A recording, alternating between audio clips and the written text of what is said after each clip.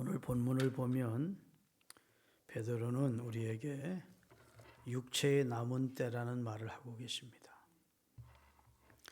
하나님의 뜻을 따라 육체의 남은 때를 살게 하게 하시려고 우리로 하여금 믿음도 주셨고 그리스도를 주로 받게 하셨고 그리스도의 고난의 발자취를 우리로 하여금 따르게 하셨다. 이렇게 말하면서 앞으로 육체의 남은 때를 의미 있고 값지고 하나님 앞에 상받게 살아야 되지 않겠느냐는 그런 내용의 말씀을 하시면서 지나간 날 방탕과 향락과 음란과 정욕을 쫓아 살던 삶은 이제 끝내라. 지나간 때에 족하지 않느냐. 이제부터는 육체의 남은 때를 가치 있고 의미 있게 살아서 하나님 앞에 상받게 서야 되지 않겠느냐는 말씀을 하고 있습니다. 어제 우리는 전두환 전 대통령께서 별세하셨다는 소식을 들었고 지금부터 약 보름 전에 또 노태우 대통령이 별세하셨다는 소식을 들었습니다. 전직 대통령 가운데 두 분이 살아있는데 그분들은 둘 다 지금 교도소에 안타깝게 영어의 몸으로 갇힌 상태에 있습니다. 그런 걸 보면 참 우리나라가 정치적으로는 아직도 수준이 낮은 나라다. 또 국민들의 민도도 그렇고 경제는 많이 발전했는데 도덕성이나 그 다음에 국민들의 생활이나 의식이나 이런 것들은 좀 문제가 있지 않나 이런 생각이 들어요. 여러분 사람에게는 다 공이 있고 과가 있습니다. 공만 있는 사람도 없고 과만 있는 사람이 없어요. 긍정하시면 아멘. 사람의 시간을 세 단계로 구분합니다. 과거, 지나간 때죠. 지금 내가 살고 있는 지금 현재, 그 다음에 앞으로 미래, 그것을 육체의 남은 때라고 합니다. 근데 이제 전직 대통령들이 거의 다 돌아가고 이승만, 박정희, 최규하, 김영삼, 김대중, 다 이제 돌아가셨어요. 노무현 씨까지 다 돌아가셨고 현직 대통령과 두 명의 대통령이 이제 교도 생활하는 두 명의 대통령만 살아 있어요. 한때는 참 권력을 쥐고 세상을 두렵게 하던 누구도 다 부러워하던 자리에 있던 분들인데 세월과 함께 시간이 흘러감에 따라서 그들도 늙어갔고 하여튼 여러 모양으로 우여곡절 끝에 노환으로 돌아가시는 분도 있고 사고로 돌아가시는 분도 있고 스스로 생명을 끊은 분도 있고 여러 모양으로 생을 마쳤습니다. 제가 처음 목회를 시작했을 때가 1977년이에요. 그때 광주 5.18 사건이 있었어요. 그래서 제가 충남 홍성에서 목회를 막 시작할 때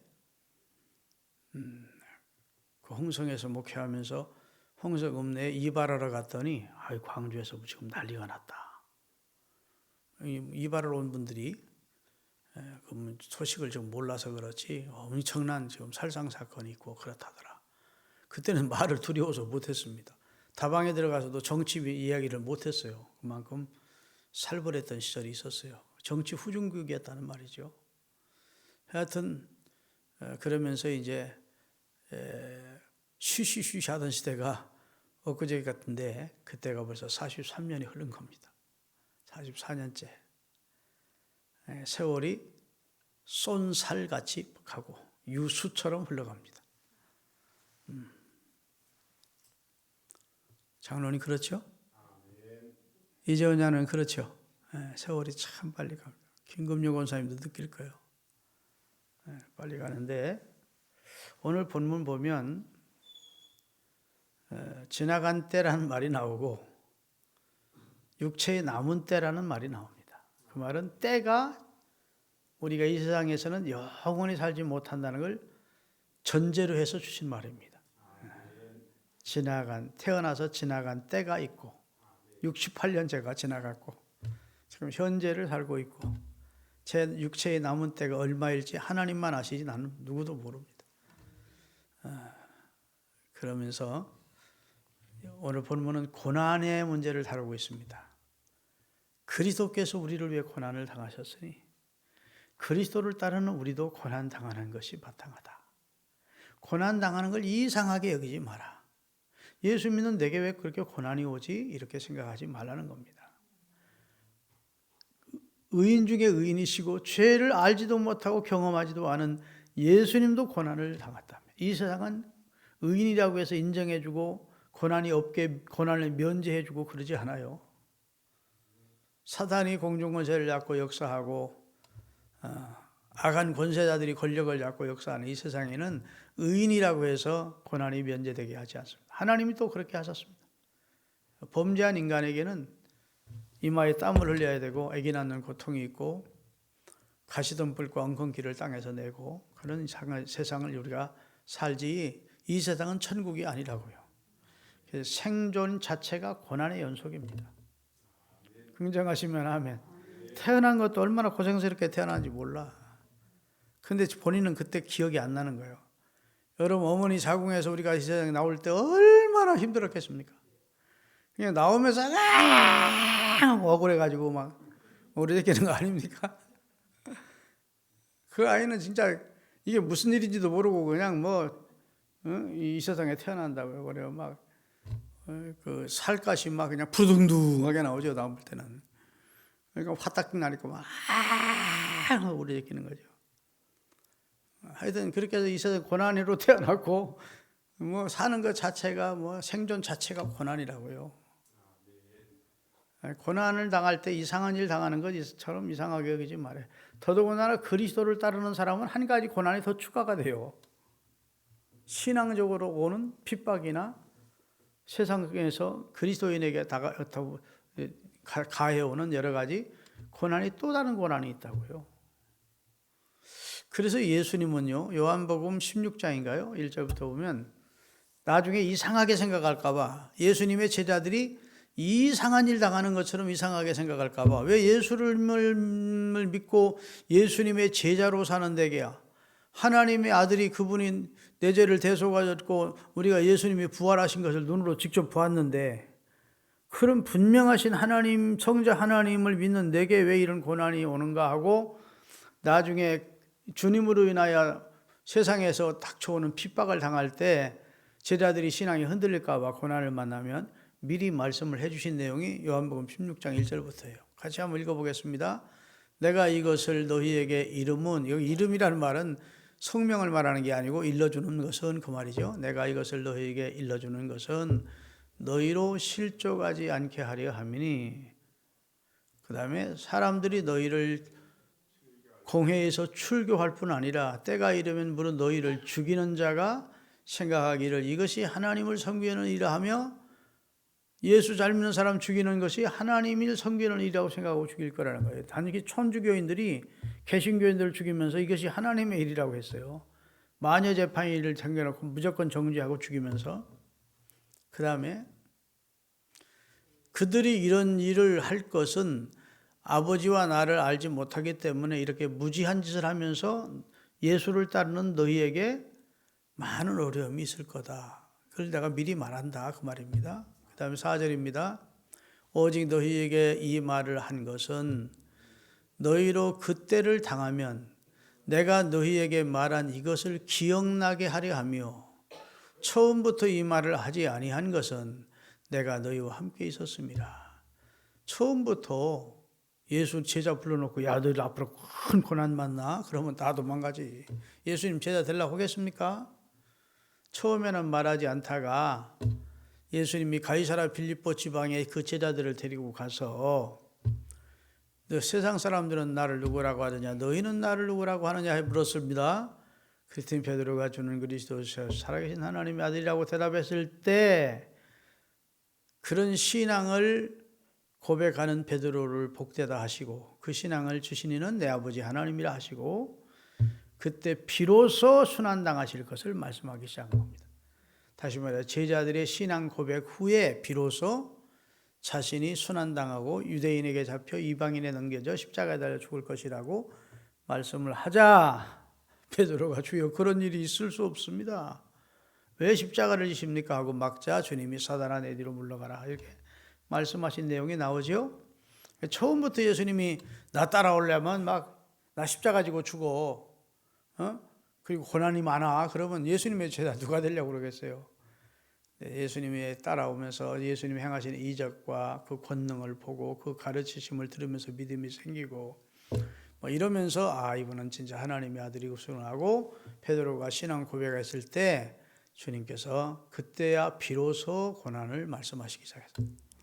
그리고 이제 운명하시기 전입니다. 십자가 지시기 전날에 사랑하는 제자들을 모아놓고 다락방 강화를 하시면서 주신 말씀이에요.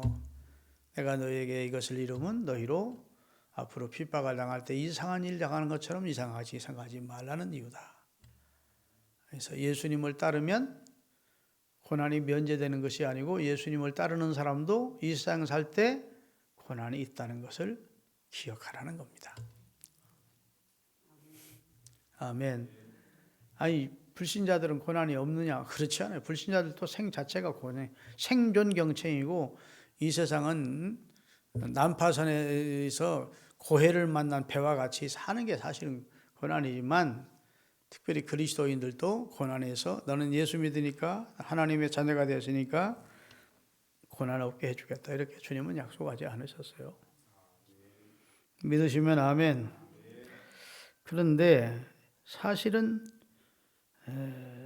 이 고난을 하나님은 우리에게 유익이 되도록 만들어 주신다고. 자, 베드로전서 3장 18절입니다. 띄울 거예요. 그리스도께서도 단번에 죄를 위하여 죽으사 의인으로서 불의한 우리를 대신해 죽었으니 이는 우리를 하나님 앞으로 인도하여 함이라. 육체로는 죽임을 당하시고 영으로는 살리심을 받았다. 의인 되신 예수님이 우리를 위해서 죽임을 당하신 이유는 우리를 하나님 앞에 세워주시기 위해서다. 이렇게 확실하게 주님의 고난의 이유를 설명하셨습니다. 그렇죠?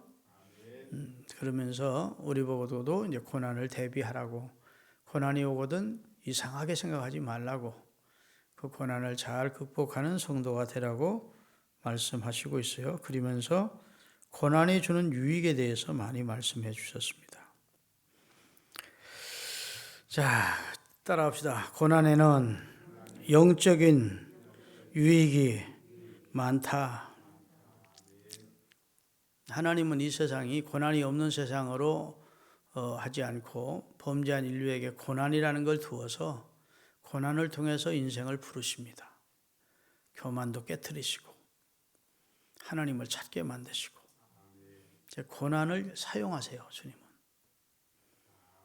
여러분 대부분의 부모로부터 신앙을 물려받은 사람 제외하고는 고난이 있어서 주님 앞에 나온 사람들이 대부분입니다. 고난을 만나야 하나님을 찾게 돼 있어요. 환난을 만나면 주를 부르게 돼 있다고, 주님을. 그래서 고난에는 영적인 많은 유익을 주는데 그 첫 번째는 어떤 유익이냐? 따라합시다. 하나님의 뜻을 이루게 하신다. 여러분, 이 세상에 하나님의 뜻을 이루려면 하나님의 뜻을 이루기 위한 누군가의 고난이 있어야 됩니다. 누군가의 희생이 있어야 돼요. 여러분과 제가 그리스도를 주로 영접하고 구원을 받기 위해서는 누군가의 복음 전하는 희생과 고난이 있었기 때문에 우리가 구원을 받은 거예요. 우리나라 최초에 지금부터 130년 전에 선교하러 오셨던 미국 선교사님들, 호주 선교사님, 영국 선교사님, 카나다 선교사님들, 이런 사람들이 고난이 있었습니다. 그 사람들 여기 영광 받으러 온 거 아닙니다. 몰라주었습니다. 양코배기 새끼들 가면 막 퇴퇴 그러고 침 뱉고 사람 취급 못 받았어요.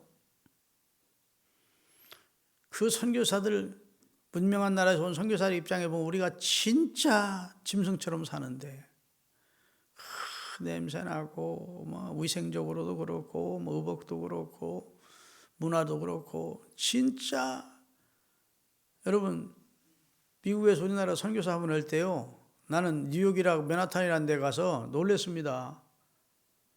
그 뉴욕 엠파이어 스테이트 빌딩이 150년에 전전에 지었대요.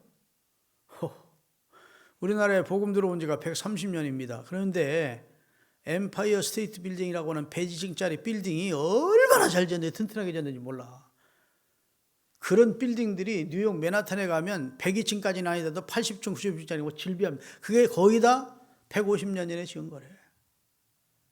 그러면 그 당시 미국이란 나라가 얼마나 찬란한 문명과 과학과 지식이 발전되어 있었는지를 알 수 있어요.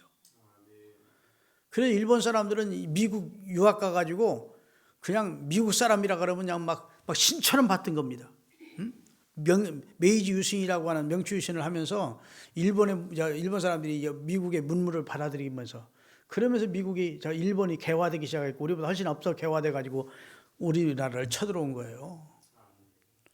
그런데 우리는 대원군이 쇄국전책을 쓰면서 너희들하고는 교류 안 하겠다 그러고 막 담을 쳐놓고 그러면서 얼마나 선교사님들이 많이 죽임을 당했는지 몰라. 여기 어디죠? 여기 절도산도 있고 거기 가면 외국인 선교사님들 공동묘지가 있어요. 교회도 있고 우리 교회 청년들도 가보고 여러분 가보신 분도 있으면 한번 손 들어보십시오.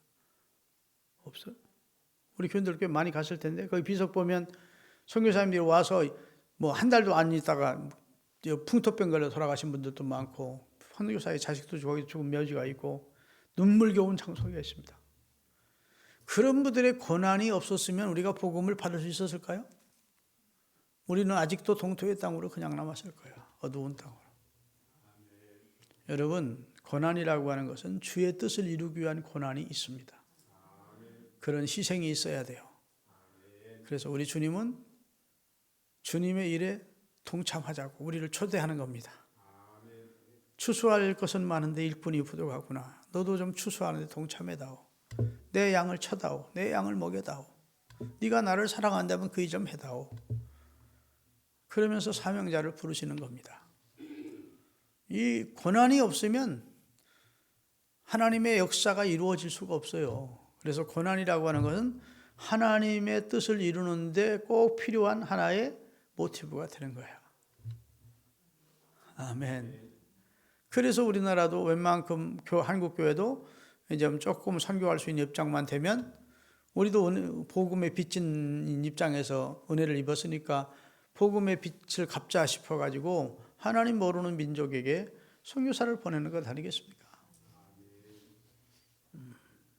여러분 하나님의 뜻을 이루기 위해서 오신 선교사님들이 수많은 분들이 생명을 이 땅 위에 바쳤고 피를 흘려 죽었고 그러면서 복음이 전해져서 여러분도 저도 예수 그리스도를 알게 됐고 믿게 됐고 구원을 얻게 된 것이잖아요. 아멘. 그 다음에 고난이라고 하는 것은 따라합시다. 고난의 유익은 죄를 그치게 하는 유익이다. 고난 당하면 죄를 그칩니다. 아주 형편없이 살던 사람도 고난 당하면서 철이 들어요. 고난을 통해 우리는 그동안 끊지 못했던 죄를 끊게 됩니다. 끊어야지, 버려야지 그러면서 결심했던 거 진짜 강력한 고난이 앞에 부딪히면 그런 걸 끊어진 거예요. 그리고 끊고 나면 왜 내가 여기에 이렇게 연연했던 거, 배설물 같은 것에 내가 왜 이렇게 연연했던 거, 진짜 이런 것들이 아무 가치 없는 것이었음을 뒤늦게 깨닫게 됩니다.